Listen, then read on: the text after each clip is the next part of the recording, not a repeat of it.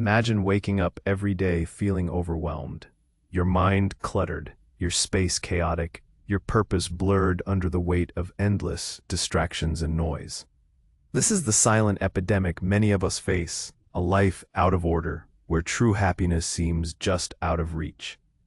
But what if the secret to unlocking lasting joy isn't found in chasing more, buying more, or doing more, but in mastering the art of organizing what you already possess: your time, your environment, your priorities, and your relationships, rooted in the timeless wisdom of Stoic masters like Seneca and Marcus Aurelius. This journey is not about external acquisitions, but about internal alignment. It's about reclaiming control over the chaos by establishing powerful daily rituals that bring clarity amid confusion. By structuring your routines, you carve space for purpose, banishing the tyranny of distractions that steal your peace. Tidying your physical surroundings does more than just clear your desk. It clears your mind and ignites a surge of grounded energy that radiates through every action you take. But order is not simply about physical spaces. It's about refinement, simplifying your priorities so you no longer drown in needless tasks, but focus sharply on what truly moves the needle in your life. Imagine cutting through the noise to define just 3 priorities each day, fueling progress without burnout. Financial disorder, too, breeds anxiety, shackling your spirit with uncertainty. Through deliberate budgeting and mindful spending, you don't just manage money. You regain freedom and calm. And beyond everything lies the heart of Stoicism: the alignment of your values with your actions and the nurturing of sincere, clear relationships. When what you think, say, and do resonate in harmony, your character strengthens, and you cultivate an inner peace no external circumstance can shake. This isn't a call to overnight transformation, but a powerful invitation to commit, step by small step, to ordering your life. Because within that order lies the key to unlocking true happiness, a life not overwhelmed by chaos, but energized by clarity, purpose, and profound self-mastery. Stay with me as we explore how embracing Stoic discipline can turn the clutter of your world into a sanctuary of enduring joy. If this is making sense to you so far, please like the video and share it with someone who needs to hear this message. Your engagement helps this community grow, fostering more spaces for thoughtful reflection and practical wisdom. We've talked about the quiet epidemic of overwhelm, the pervasive feeling of being adrift in a sea of distractions. We've touched on the premise that true happiness isn't a destination reached by acquiring more, but by ordering what you already possess: your time, your environment, your priorities, and your relationships. This isn't about rigid control, but about purposeful cultivation. It's about building an inner sanctuary, brick by Stoic brick, so that when the external world inevitably rages, your inner world remains unshaken. Let's delve deeper into these pillars of an ordered life, not as abstract ideals, but as actionable practices rooted in timeless Stoic wisdom, perfectly applicable to the clamor of our modern existence. Daily rituals and routines, the architects of inner fortresses. In the relentless hum of contemporary life, where demands often feel infinite and time a scarce commodity, the concept of daily rituals might seem like an added burden. But for the Stoics, and indeed for anyone seeking a more grounded existence, routines are not shackles but rather liberation. They are the scaffolding upon which a life of purpose is built, the quiet architecture of your inner fortress. Think of your day not as a blank canvas to be haphazardly splattered with whatever comes your way, but as a series of deliberate choices, each one an opportunity to align with your values. This begins, most powerfully, with your morning. Seneca, in his letters, often speaks of the importance of self-examination and preparation. He wasn't suggesting an elaborate, time-consuming ritual, but rather a conscious turning inward before facing the outward world. Your morning ritual can be as simple as 5 minutes of silent reflection.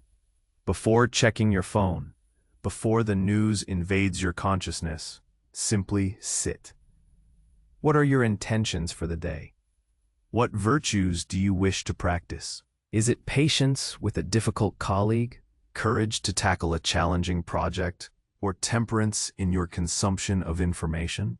This is the Stoic practice of premeditation, not just of evils, but of virtues, of purposeful living. You are priming your mind, setting a compass heading for your day, rather than drifting aimlessly from one notification to the next.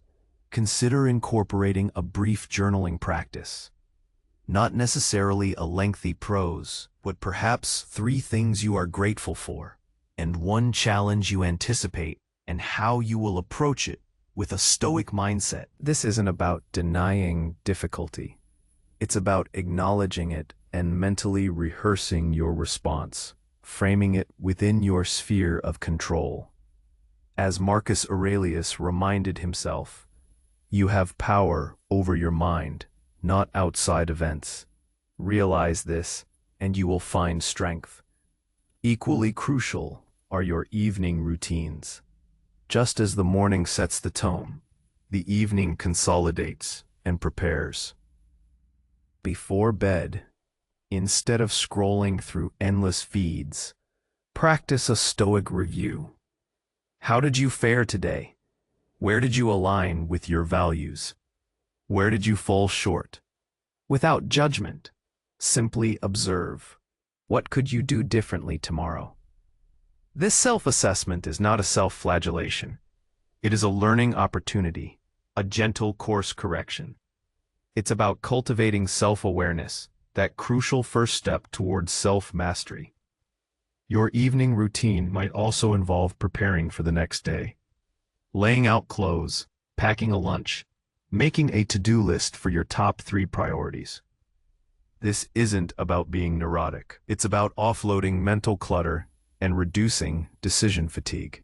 It frees up your mental energy for more important things, allowing your mornings to be less reactive and more proactive.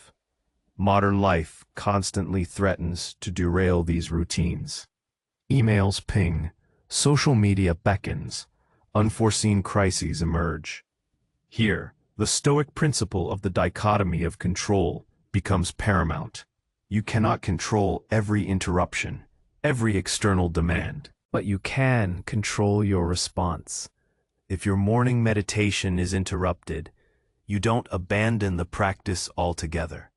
You simply return to it, adapting with amor fati, a love of fate, accepting what is, and then recentering yourself. The strength of a routine isn't in its unbroken perfection, but in your consistent return to it. These daily rituals are not about creating a life free from interruption, but about building an inner citadel that can withstand the inevitable storms.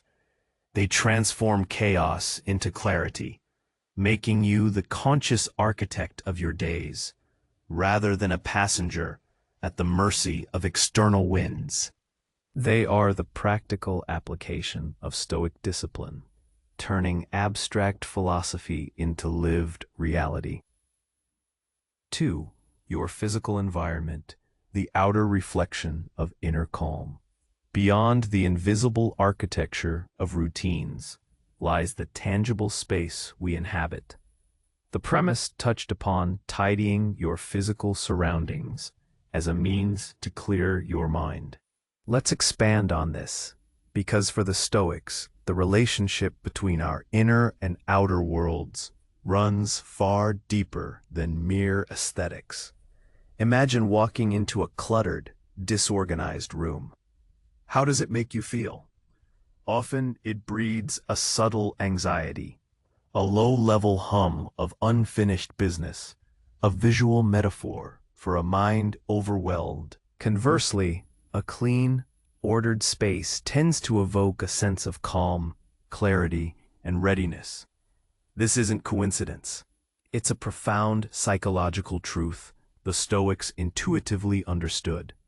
While they would remind us that true peace comes from within and is not dependent on external circumstances, they would also acknowledge the practical wisdom of ordering what is within our immediate sphere of influence.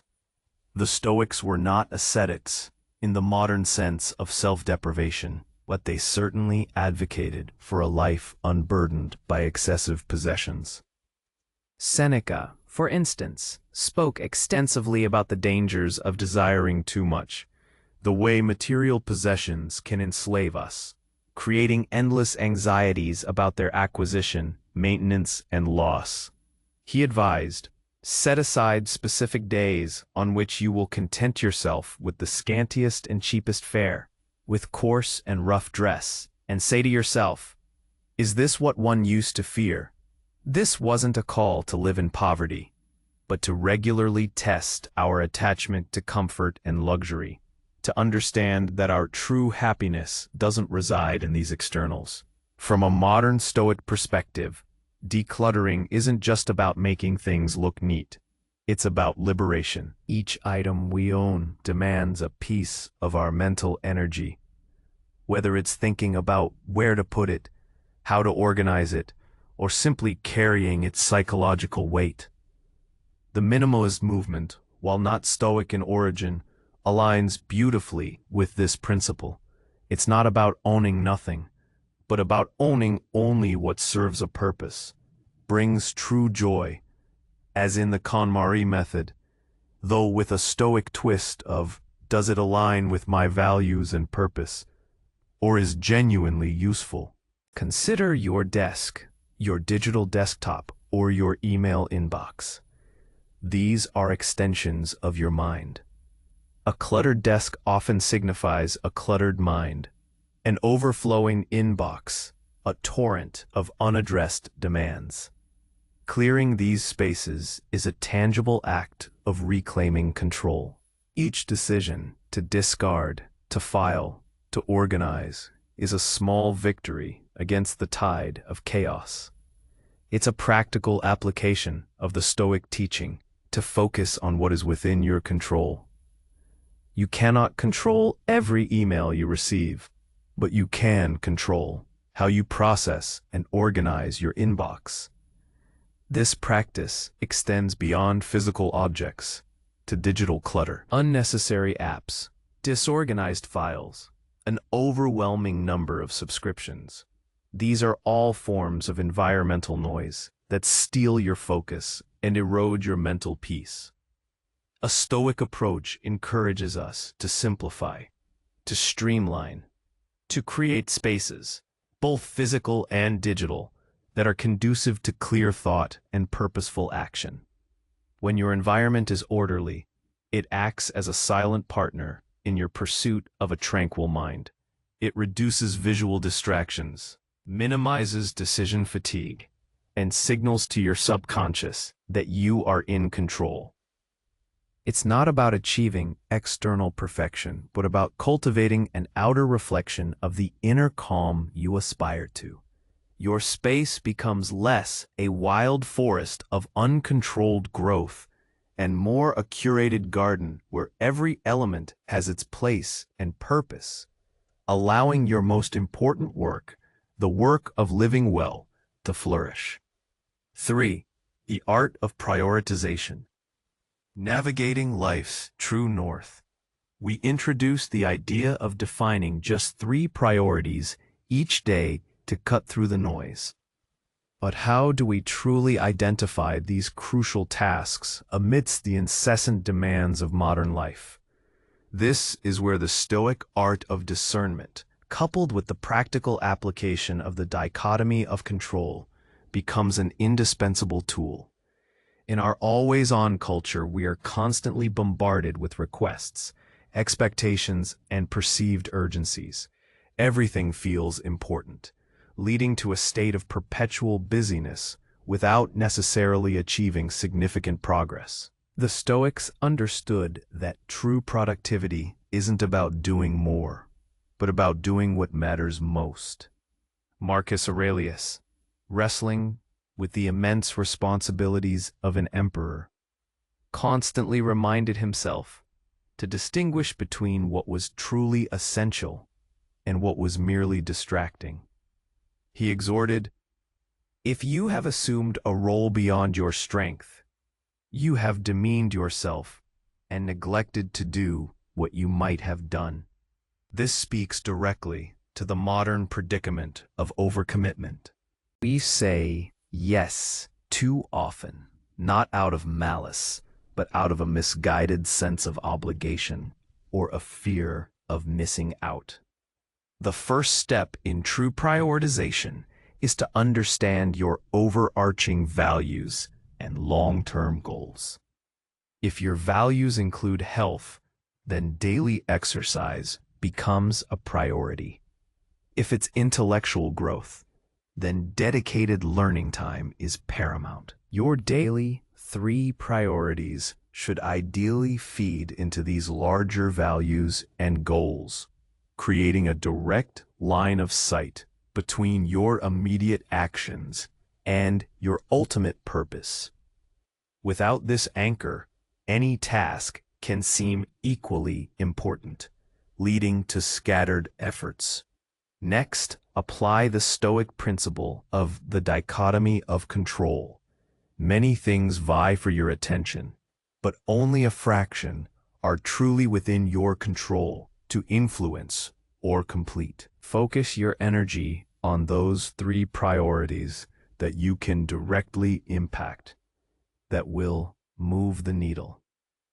Let go of the tasks that are outside your sphere of influence or that can be delegated, postponed, or simply ignored without significant negative consequence. This is not apathy. It is strategic detachment, a conscious decision to conserve your most precious resource, attention and energy, for what truly matters. Consider the urgent versus important matrix. Many tasks that scream for our attention are urgent but not important, e.g., many emails, notifications, trivial requests.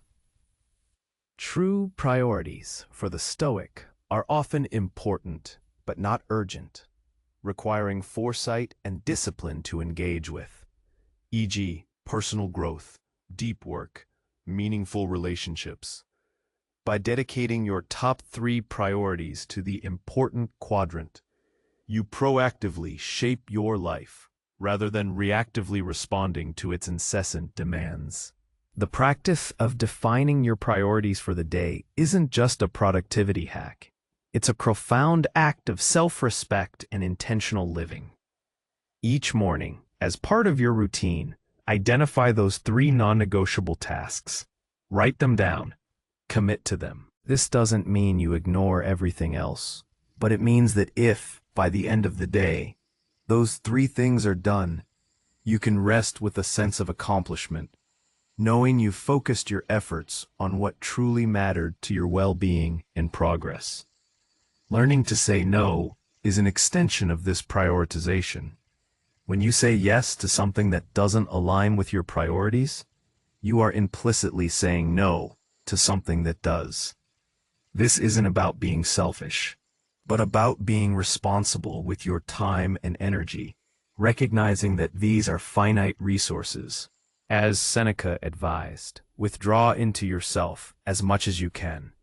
Associate with those who will make a better man of you, and welcome those whom you yourself can improve. This extends to your commitments. Associate with those that truly improve your life and allow you to improve, and withdraw from those that merely drain you. Navigating life's complexities without a clear set of priorities is like sailing without a rudder. You might drift, you might expend immense energy, but you'll likely never reach your desired port. By mastering the art of prioritization, you become the captain of your ship, setting a course guided by reason and purpose, focused on what truly matters, and ultimately, finding true north in the vast ocean of possibilities. IV. Financial order, securing your freedom, not just your wealth. The premise touched on financial disorder breeding anxiety, and how deliberate budgeting and mindful spending can restore calm. For the Stoics, money, like all externals, was considered an indifferent, neither good nor bad in itself, but a tool that could be used virtuously or unvirtuously. Yet they recognized its power to either enslave or liberate. Many of us live with a constant undercurrent of financial anxiety, whether it's the fear of not having enough, the pressure to keep up with consumerist trends, or the burden of debt. Financial disorder can profoundly disrupt inner peace. The Stoic approach to money isn't about asceticism or hoarding. It's about clarity, responsibility, and recognizing where true wealth lies. Seneca, despite being immensely wealthy, consistently spoke out against the corrupting influence of excessive desire for riches and luxury. He understood that chasing more money for its own sake is a fool's errand, an endless race where the finish line constantly recedes. It is not the man who has too little, but the man who craves more. That is poor, he proclaimed. This profound insight cuts to the core of modern consumerism. We are constantly told we need more, that happiness can be bought. But this creates a perpetual state of dissatisfaction, an endless cycle of wanting. A Stoic approach to financial order begins with understanding your true needs versus your wants.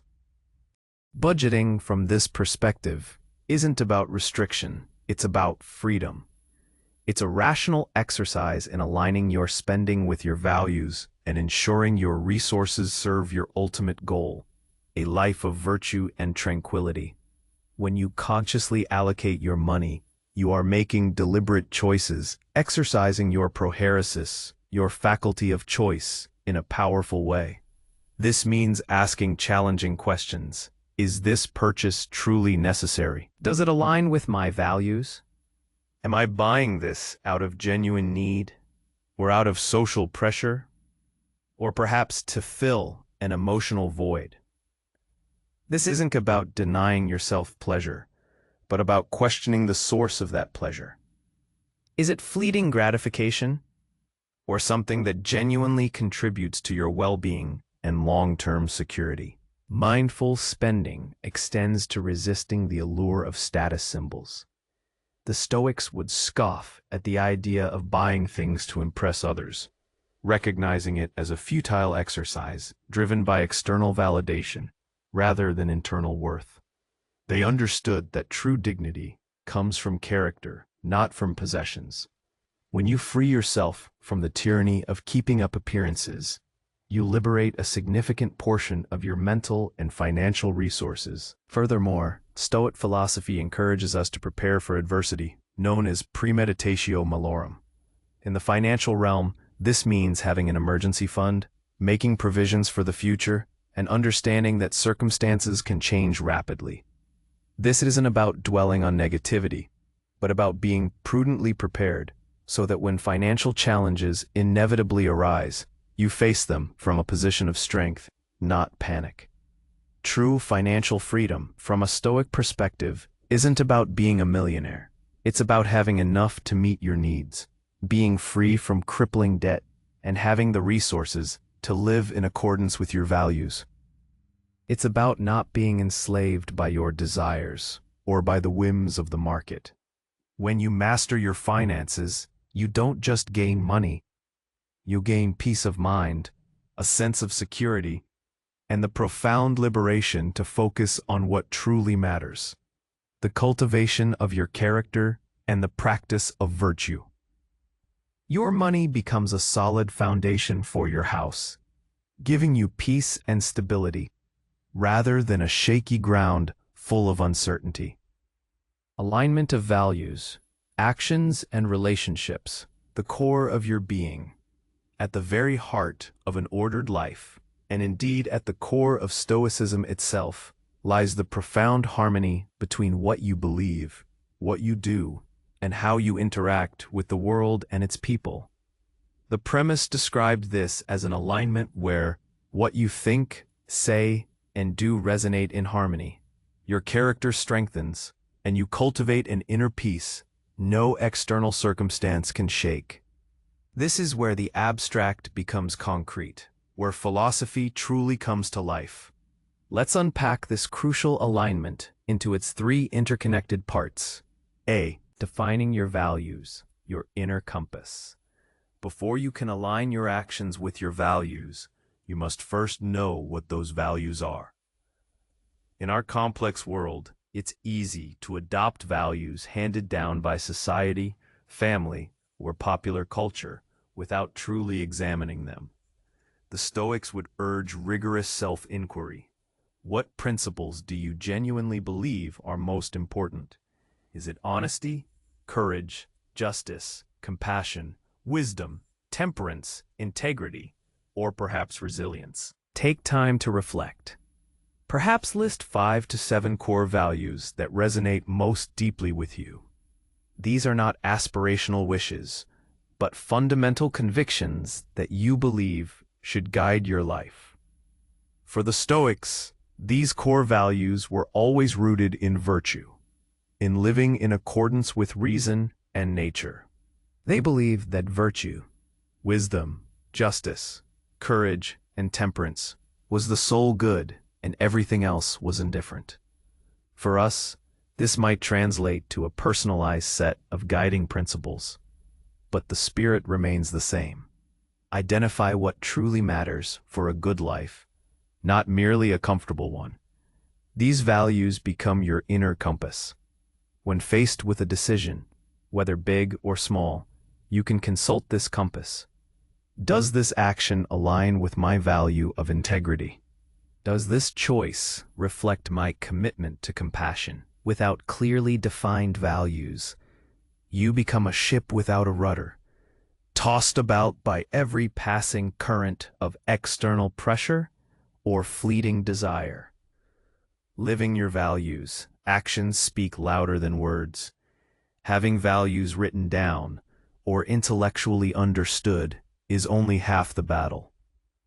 The true test of an ordered life is the consistent embodiment of those values in your daily actions. This is the practice of integrity, the seamless bridge between your internal beliefs and your external behavior. Consider an everyday scenario. You value patience, yet in traffic, you find yourself erupting in road rage. The Stoic practice isn't to beat yourself up, but to notice the gap between your desired value and your actual behavior. Then, with calm resolve, you recommit to practicing patience. Each subsequent traffic jam becomes an opportunity to practice that value, to close the gap. This consistent, deliberate practice strengthens your character. Every time you choose to be honest, even when it's difficult, to act with courage when fear beckons, or to exercise temperance when temptation calls, you reinforce the neural pathways of virtue. You are, quite literally, building the person you aspire to be, brick by brick, action by action. Marcus Aurelius frequently reminded himself, "Waste no more time arguing about what a good man should be. Be one."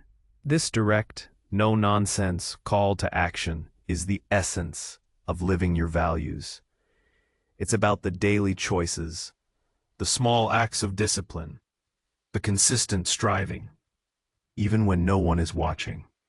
This is the ultimate internal alignment, where your thoughts, words, and deeds become a coherent, powerful force.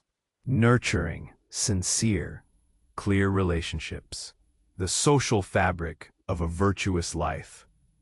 For the Stoics, human beings are inherently social animals. Our virtue is often best expressed and tested in our interactions with others. We are born for cooperation, like feet, like hands, like eyelids, like the rows of upper and lower teeth, Marcus Aurelius declared. Relationships are not just a periphery.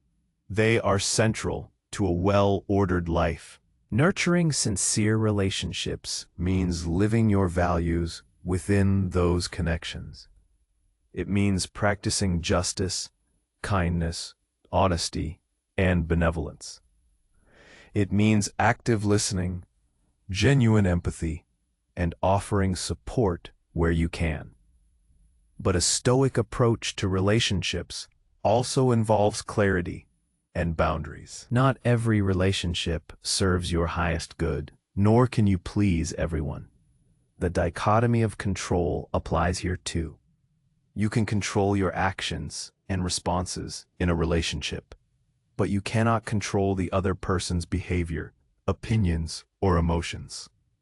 This understanding helps to navigate difficult relationships without being consumed by them. You practice amor fati by accepting people as they are, acknowledging their flaws as part of their nature, without letting their external behaviors disrupt your inner peace. You focus on your virtuous response, remaining calm, speaking truth with kindness, and setting boundaries to protect your well-being. This is not indifference, it is wisdom. Consider how much mental energy is consumed by unresolved conflicts, misunderstandings, or people-pleasing tendencies. Bringing order to your relationships means being clear about your expectations, communicating honestly, and having the courage to withdraw from relationships that are consistently toxic or demand that you compromise your core values. This isn't about being harsh. It's about self-preservation and protecting your capacity to live virtuously. In the digital age, this extends to how we engage online. Do our digital interactions reflect our values of respect and wisdom? Are we nurturing genuine connections or getting lost in superficial noise? A Stoic approach encourages quality over quantity, depth over breadth in all our relationships. When your relationships are clear, honest, and aligned with your values, they become a source of profound strength and joy, rather than a wellspring of anxiety. They are the beautiful harmony in the symphony of your life.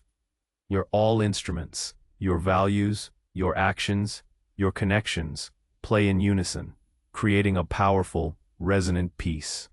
The journey to enduring joy. This isn't a call to overnight transformation. No grand decree will instantly declutter your mind, organize your finances, or perfect your relationships. This is a powerful invitation to commit, step by small step, to ordering your life.